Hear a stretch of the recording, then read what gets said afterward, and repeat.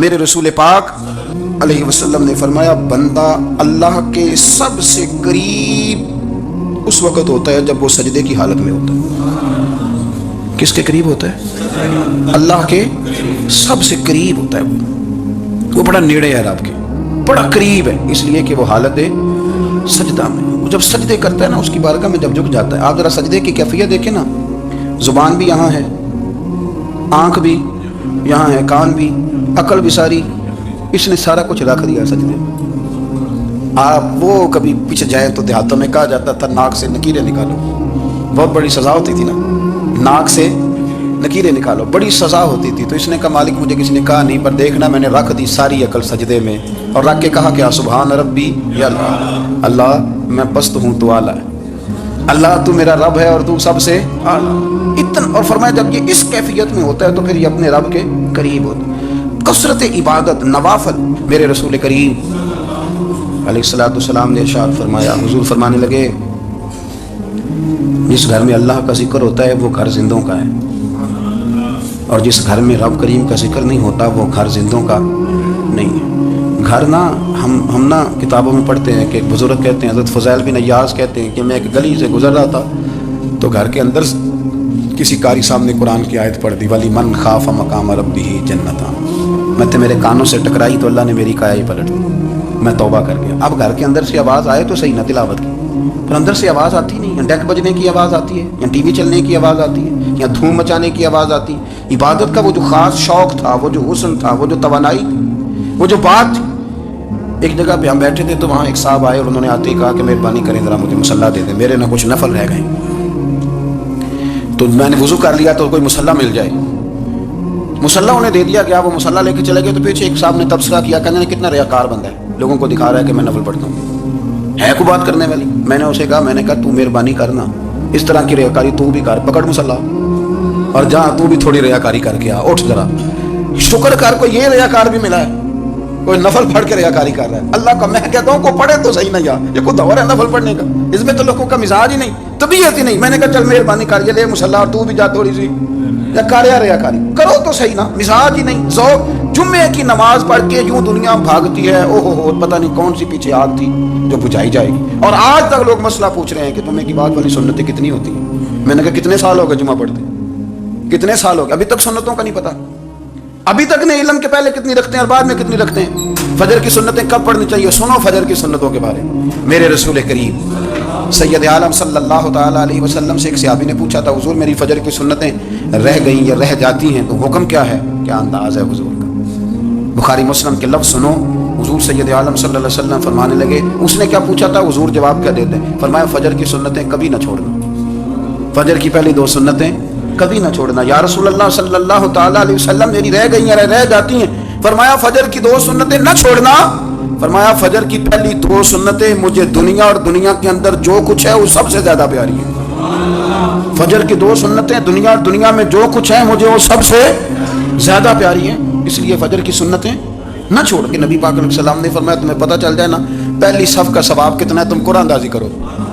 عمرے کی قرآن اندازی کا تو پوسٹر چھپتا ہے، تو یہ والی قرآن اندازی کب ہو رہی ہے، ہونی چاہیے کہ نہیں؟ حضور نے فرمایا تمہیں پتہ چلے کہ اس کا ثواب کتنا، تو تم قرآن اندازی کرو، تم قرآن ڈالو۔ جب آپ نماز پڑھ رہے ہوتے ہیں، جب آپ کا مصلی آباد ہوتا ہے، صلاح الدین ایوبی ایک بزرگ سے ملاقات ہو گئی، بیت المقدس پر قبضہ تھا عیسائیوں کا، تو صلاح الدین بڑے پریشان تھے۔ تو بابا جی کہنے لگے پتر کیا ہوا؟ کہنے لگے حضور پتہ چلا ہے دشمن کے 2 بحری بیڑے اسلحہ لے کے آ رہے ہیں، مسلمان پہلے ہی کمزور ہیں، اور اب اگر 2 بحری بیڑے اور آ گئے تو حضور مسئلہ بن جائے گا۔ تو میں پریشان ہوں کہ کس طرح یہ کم مسئلے والی ہماری فوج ہے کیسے مقابلہ کرے گی۔ تو بابا جی کہنے لگے پتر اس طرح کرنا، آج رات تو بھی دعا کرنا اور میں بھی کروں گا، تو بھی دعا کرنا، آپ ناراض نہ ہونا، ہم تو پیروں والے ہیں، ہم تو پیروں کے نوکر غلام ہیں، ہمارا تو گزارا ہی نہیں، ہمیں تو ملتا ہے سارا کچھ وہاں سے۔ پر میرا سوال یہ ہے کہ تعویذ لینے جاتے ہو نفل کیوں نہیں پڑھتے، رات اللہ اللہ کیوں نہیں کرتے؟ یہ بھی تو ہمارے بزرگوں کا ہی طریقہ ہے، انہوں نے تو ہمیں سکھایا ہے۔ صلاح الدین ایوبی سے بزرگوں نے کہا کہ رات آج نا اللہ اللہ کرنا، تو میں تیرے لیے دعا کروں گا، تو بھی دعا کرنا۔ تو بندہ جب دکھی ہوتا ہے تو سجدہ کرتا ہے تو پھر ہی تو مصلی بھیگ جاتا ہے، پھر ہی تو مزہ آتا ہے۔ سکھی بندہ تو کعبے جا کے نہیں روتا، دکھی تھے، تکلیف تھی، تو سر رکھا سجدے میں تو تڑپ گئے، وہ بابا جی کہتے ہیں میں مسجد آیا تو صلاح الدین چیخے مار کے رو رہا تھا اور کہہ رہا تھا مالک میں کوئی اپنی شان کے لیے تو نہیں نہ لڑ رہا, اللہ کو میں کوئی قبضوں کے لیے تو نہیں لڑ رہا, مالک تیرے لیے لڑ رہا ہوں, مجھے بے آبرو نہ کرنا, میری مدد فرمانا. کہتے ہیں میں آیا تھا کہ مسجد میں دعا کروں گا, پر صلاح الدین ایوبی کو روتے دیکھا تو میں لوٹ گیا. تو سویرے صلاح الدین ملے تو بڑے خوش تھے. میں نے کہا پتر کیا ہوا؟ کہنے لگے حضور وہ بحری بیڑے دو آ رہے تھے نا اسلحہ لے کے, دونوں ڈوب گئے پانی میں ڈوب گئے. تو بابا جی کہنے لگے صلاح الدین وہ پانی میں نہیں ڈوبے, وہ تیرے آنسوؤں میں ڈوب گئے, وہ غرق ہو گئے. وہ جو تو نے مسلح بات کیا تو وہ تیرے آنسوؤں میں ڈوب گئے, وہ غرق ہو گئے, وہ تباہ اتنے قیمتی تھے تیرے آنسو کے بہا لے گئے دشمن کے بحری بیڑوں کو. میرے بھائی ٹھیک ہو گیا, میرے عزیز سمجھ لیں اس بات کو ہمیشہ کے لیے اور اس پر غور کرنے اچھے طریقے سے کہ میرے رسول کریم سید عالم صلی اللہ علیہ وسلم نے نا ہماری توجہ دلائی, حضور نے ہمیں بتلایا, ہمارا ذوق بڑھایا عبادت کی طرف. ایک صحابی تھے حضرت ابو فاطمہ رضی اللہ تعالیٰ عنہ, یہ ترمذی شریف کی حدیث ہے. نبی پاک علیہ السلام نے فرمایا ابو فاطمہ قیامت کے دن مجھ سے جلدی ملنا چاہتے ہو کہ دیر کے ساتھ؟ تو کہنے لگے حضور کون ہوگا جو دیر سے ملنا چاہے گا؟ قیامت کے دن آپ سے جلدی ملنا ہے. تو نبی پاک علیہ السلام نے فرمایا پھر اس طرح کرنا, دنیا میں رہ کے سجدے زیادہ کرنا, پھر سجدے زیادہ کرنا, قیامت میں ملاقات جلدی ہو جائے گی, قرب ملے گا تمہیں. اپنے بچوں کے اندر دیکھیں نا ہم شوق پیدا کرتے ہیں, ہمیں صحیح لفظ نہیں بولنے آتے پر ہم بچوں میں شوق پیدا کرتے ہیں کہ پتر ڈاکٹر بن جائے گا تو بڑا نفع کرے گا, تو لوگوں کی خدمت کرے گا, ملک و ملت کی خدمت کرے گا, تیرے ابا کا نام روشن ہوگا, تیرے دادا کی تعریفیں ہوں گی. ہم یہ ذوق پیدا کرتے ہیں. ہم اپنے نوجوانوں کے اندر یہ فکر پیدا کرتے ہیں, انہیں ہم سمجھاتے ہیں کہ میاں جب تم پڑھو گے محنت کرو گے تو فلاں آدمی کی طرح تمہارا نام ہوگا. یہ جتنا ذوق ہم بچوں کے اندر ان چیزوں کا پیدا کرتے ہیں, ہمیں حکم ہے کسی طرح ہم ذوق پیدا کریں کہ پتر نماز پڑھے گا تو اللہ راضی ہو جائے گا, تو سجدہ کرے گا. دیکھیں نا میرے رسول کریم علیہ السلام نے فرمایا 7 سال کے بچے کو مسجد لے کے جاؤ, یعنی اسے شوق دلاؤ, اس کے اندر یہ خاصیت پیدا کرو کہ اس کا دل کرے مسجد میں جانے کو, اس کے اندر یہ خصوصیات لاؤ کہ وہ ہمارے ہاں نا ہر چیز کو پروموٹ کیا جا رہا ہے, ہر چیز کو یعنی سر سنگیت سکھانے کے لیے اکیڈمیاں بن گئی ہیں, ہر شے پروموٹ ہو رہی ہے, عبادت کا جذبہ کم ہوتا جا رہا ہے, اللہ کا ذوق ہمارے اندر نہیں رہا.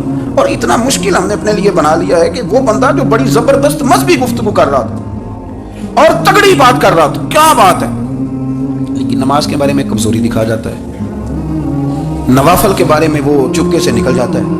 امام احمد بن حنبل رحمۃ اللہ تعالی علیہ, مسند امام احمد بن حنبل 14 جلدوں میں ہے مارکیٹ میں, اور مجھے تو خیر پسند ہی پڑی ہے, میں نے کئی دفعہ پڑھی ہے. اور کیا بات ہے امام احمد بن حنبل کی, کیسے تگڑے قسم کے محدث تھے اور اللہ نے کتنا انہیں اعزاز عطا فرمایا ہوا تھا. یہ کوڑے بھی کھاتے تھے دین کی خاطر, سارا کرتا لہو سے بھر بھی جایا کرتا تھا, بڑا اعزاز والا شخص تھے, بڑے اعزاز والے.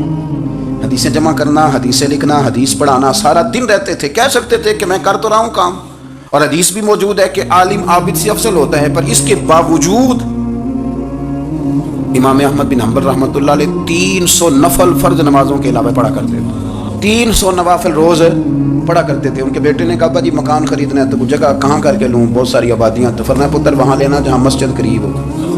میرے رسول کریم سید عالم صلی اللہ علیہ وسلم اتنا پسند کرتے مسجد کو, اتنا پسند کرتے نماز کو, کہ رسول کریم صلی اللہ علیہ وسلم تہجد کی نماز بھی پڑھتے, پھر حضور فجر کی نماز بھی پڑھتے. نبی پاک وتر کو الگ کر کے پڑھتے, عشاء کے ساتھ نہیں پڑھتے. یہ تو ہم اس لیے اجازت دی ہمارے بزرگوں نے کہ بعد میں اٹھے گا کون علیحدہ وتر پڑھنے کے لیے, عشاء کے ساتھ پڑھ لیں.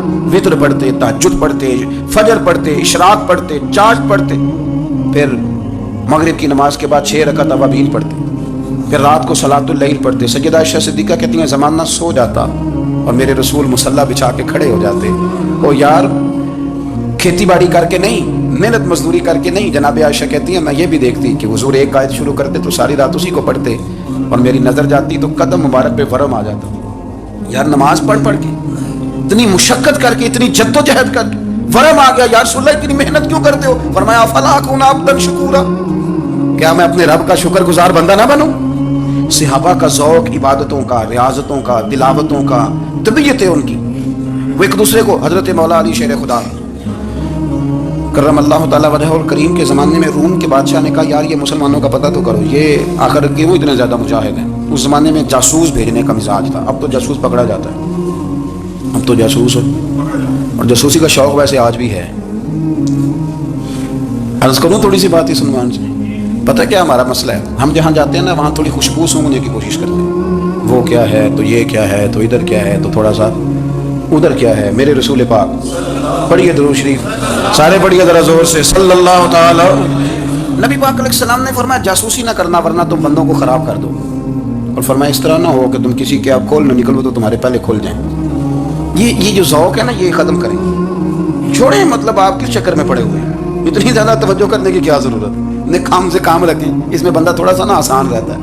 یہ جو بہت زیادہ ٹٹولنے والے لوگ ہوتے ہیں نا وہ بیچارے پھر عمر ٹٹولتے ہی گزار دیتے ہیں، اس لیے کہ مزاج ہی بہت پکا ہے، گوری کا منہ کھول کے اندر تک ہاتھ ڈالنا، تو پھر کئی دفعہ سامنے سے بچھو بھی لڑ جاتا، خرابی ہوتی ہے۔ تو جاسوسی کی جاتی تھی، اس نے بھی جاسوس بھیجے، کیونکہ قبیلوں کے لوگ تھے، کچھ مسلم کچھ کافر، پہچانے نہیں جاتے تھے لوگ، تو کچھ لوگ اس نے بھیجے، انہوں نے آ کے نا تحقیق کی، ریسرچ کری کہ آخر ماجرا کیا ہے۔ تو واپس جا کے انہوں نے رپورٹ دی نا روم کے بادشاہ کو، اس رپورٹ کا ایک جملہ بڑا شاندار ہے، وہ کہنے لگا بادشاہ ہمیں مسلمانوں کی کوئی سمجھ نہیں آئی، ہمیں کوئی سمجھ نہیں آئی۔ انہوں نے کہا کیوں نہیں سمجھ آئی؟ کہنے لگے یار عجیب بندے ہیں، جب رات مسلح پہ بیٹھتے ہیں تو یوں لگتا ہے ان کا دنیا سے رشتہ ہی کوئی نہیں، کوئی کسی کو نہیں جانتا، کوئی اپنے دکھ سنا کے رو رہا ہے، کوئی اپنی بات کر کے رو رہا ہے، لگتا ہے کہ ان کا کوئی رشتہ ہے ہی نہیں جب مسلح پہ بیٹھتے ہیں۔ اور فرمایا جب سویرے یہ جہاد کرنے نکلتے ہیں تو لگتا ہے ان سے زیادہ دلیر ہی کوئی نہیں۔ حالانکہ جو مسلحوں پہ رونے دھونے کے لوگ ہوتے ہیں وہ کئی دفعہ جہاد میں کام نہیں کرتے، لیکن عجیب لوگ ہیں کہ رات کے راہب ہیں، دن کے مجاہد ہیں، کوئی سمجھ نہیں آتی۔ میرے عزیز، ان لوگوں نے مسلح آباد کر کے رکھا، تلاوتیں ان کا ذوق رہی، منظر روز پڑھنا، اسباق پڑھنا، وظائف پڑھنا، یہ ان کا ذوق رہا۔ شیخ شہاب الدین سہروردی رحمۃ اللہ علیہ اس پر ایک بندے نے اعتراض کیا، اس نے کہا جی آپ کس قسم کے صوفی ہیں، مرید بیٹھے ہیں اور آپ وہاں نفل پڑھ رہے ہیں۔ یہ بھی بڑا مسئلہ ہوتا ہے نا، جو بندہ ملنے آتا ہے وہ اپنے ٹائم کے حساب سے آتا ہے، اور اس کا یہ بھی خیال ہوتا ہے کہ پیر صاحب جو ہیں وہ چونکہ درویش ہیں تو نہ انہیں روٹی کھانی چاہیے نہ سونا چاہیے، چونکہ وہ درویش ہیں، اور ہم چونکہ درویشوں کے ماننے والے ہیں لہذا ہمارا یہ طریقہ ہونا چاہیے کہ جیسے ہم کہیں درویش ویسے ہی کر جائے۔ حالانکہ جس کو ہم درویش کہیں گے آپ اس کی مانیں گے، آپ منوائیں گے نہیں، ہمارا مزاج ہوتا ہے۔ شیخ شہاب الدین پر لوگوں نے اعتراض کی، حضور لوگ ملنے آئے ہیں، زیارت کرنے آئے ہیں، یہ بندے دعا کرانے آئے ہیں، اللہ اللہ کرانے آئے، اور آپ نفل پڑھ رہے ہیں، کیا جملہ ہے، کیا حسن ہے، کیا خوبصورتی ہے۔ فرمانے لگے رب رسول سے مانگنے کے لیے مصلی بچھایا ہے، اگر وہاں سے مانگوں گا نہیں تو تمہیں دوں گا کیا؟ پہلے مجھے کچھ لے تو لینے دو، اگر میرے پلے کچھ ہے ہوگی تو آگے دوں گا نا، تو میں مانگنے گیا تھا کہ یا اللہ دے، تیرے بندے لینے آئے ہیں، دے، تو میں کچھ لوں گا تو آگے دوں گا نا۔ لیکن ہمارا یہ سٹیٹس، یہ مزاج، یہ شعور نہیں ہے۔ گپیں، کہانیاں، داستانیں، گفتگو، خطابت، واز، کیا بات، لیکن اگر کچھ کرنے کا کام ہو تو وہ نہیں ہم سے ہوتا۔ میرے نبی کریم علیہ الصلوۃ والسلام نے مصلی سے دل لگانے کا درس دیا، حضور نے توجہ دلائی، صحابہ اس ذوق کے حامل لوگ تھے، وہ کوشش کرتے تھے۔ جناب صدیق اکبر رضی اللہ تعالیٰ عنہ کا عبادت کا مزاج ہمیشہ قائم رہا۔ حضرت عمر فاروق ساری رات اللہ کے حضور کھڑے رہے۔ حضرت عثمان غنی رضی اللہ تعالیٰ عنہ عشاء کی نماز پڑھ کے 2 رکعتوں کی نیت باندھتے تھے، 15 سپارے پہلی رکعت میں پڑھ دیتے تھے اور 15 سپارے قرآن مجید کے دوسری رکعت میں پڑھ دیتے۔ آپ نے نا حضرت عمر فاروق کے وصال کے بعد ان کی ایک بیوہ سے نکاح کیا، حضرت عثمان غنی نے نکاح کیا۔ وہ خاتون آپ کے نکاح میں آئیں تو عرض کرنے لگی امیر المومنین میرے لیے اعزاز تو بہت ہے کہ میں امیر المومنین کی بیوہ تھی تو امیر المومنین کی منکوحہ ہو گئی ہوں، لیکن حضور نہ تو میں جوان ہوں کہ میرے اندر رغبت ہوتی اور نہ میں اب اس قابل ہوں کہ کوئی خدمت کر سکوں، میرے ساتھ نکاح کی وجہ کیا بنی؟ تو عثمان غنی رو پڑے، فرمانے لگے میں نے عمر فاروق کو مسجد میں اپنے رب سے ڈرتے ہوئے دیکھا ہے، میں نے اسے روتے ہوئے دیکھا ہے، عدل کرتے دیکھا ہے، انصاف کرتے دیکھا ہے، امت کی خیر خواہی کرتے دیکھا۔ تمہارے ساتھ نکاح اس لیے کیا ہے کہ تم مجھے یہ بتاؤ کہ عمر فاروق گھر کے اندر اپنے رب کو کیسے راضی کرتے تھے، گھر کے اندر کیسے راضی کرتے تھے، وہ طریقے بتلاؤ، تم بتاتی جانا اور میں بھی اسی طرح گھر میں عبادت کروں۔ اپنا ذوق، اپنی طبیعت، ہم نے نا ذوق غلط بنا لیا۔ اگر 20 بندے کہہ بھی دیں گے تو نے بڑی شاندار تلاوت کیا تو کیا اسے بنے گا؟